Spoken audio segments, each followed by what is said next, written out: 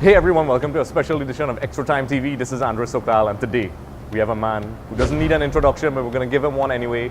ESPN FC's Shaka Hislop. How are you today? I'm doing well, Andrew. How are you? Not bad, not bad. There's lots of football to talk about. We were going to mention the big 5-0, the special birthday of yours. Yeah, no, okay, it's fine. Just move smoothly past that. Move along, sir, move along. Okay, we shall conveniently move forward without mentioning that topic. So with that being said, there's lots going on in Caribbean, specifically Trinidad and Tobago football. The Trinidad and Tobago Football Association announced 2 upcoming friendlies against Venezuela and Japan, both away games in preparation for the Gold Cup. What are your thoughts on those choice of teams? First of all, whenever you can get opportunities to play against teams of the quality of Venezuela and Japan, I'm all in favor of that. For too long, over recent years in particular, Trinidad and Tobago has been starved of quality opposition. Given what we've seen from Venezuela over recent weeks, that defeat of Argentina comes to mind first of all. As opponents, I think is exactly the kind of game that Trinidad and Tobago needs to have more of. Of course, there remains concerns around Venezuela and security, depending on venue, and then Japan.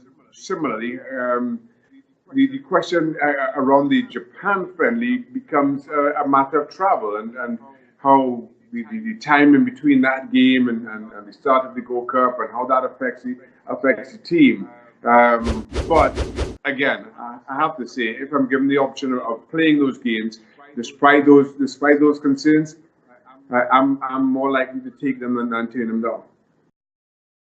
Okay, because essentially you read my mind with the next question, because one of the concerns being raised by people is the traveling issue, logistic-wise, which you pretty much answered already. It's a concern because they have to go to Venezuela, which everybody knows the current climate in Venezuela right now. Some people are even raising issues of safety for the players, even though from a sporting perspective, Venezuela is a very good team to play against. In terms of security and so on. That's an issue being raised by many people in the forums discussing the topic.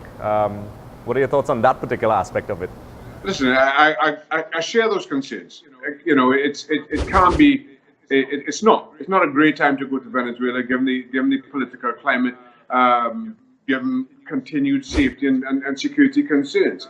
But if you have the assurances from the governments in place that the team will be looked after, if you do your own due diligence and set your own sets of security protocols around the team, and do everything you can as not just from the Football Association standpoint, but from the government standpoint, to assure the safety of those players, and you're convinced of that, you take the game.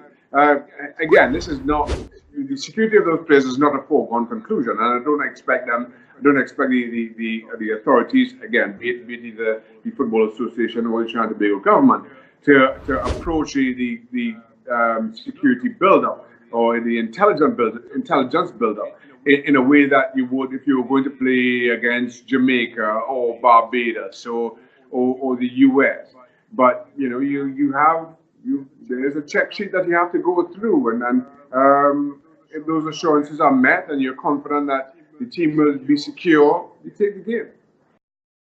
Yep, it is a tricky issue, but as you said, once they go through the procedure, everything should be all right. So we'll see how that turns out, and how, in hindsight, how it affects the team's preparation.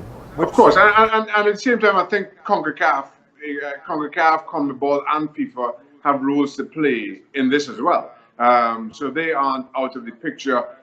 Again, between the two confederations and the parent body in FIFA, they would have had to deal with issues like this before, and they would have the experience and the know-how to direct the Trinidad and Tobago Football Association accordingly. So it's an interesting set of events based on the things that's happening in the real world. So we'll observe how that goes. Just a reminder, everyone, for more episodes with Shaka Hislop, be sure to head over to our YouTube channel. Also, don't forget to subscribe for more updates, interviews, and content.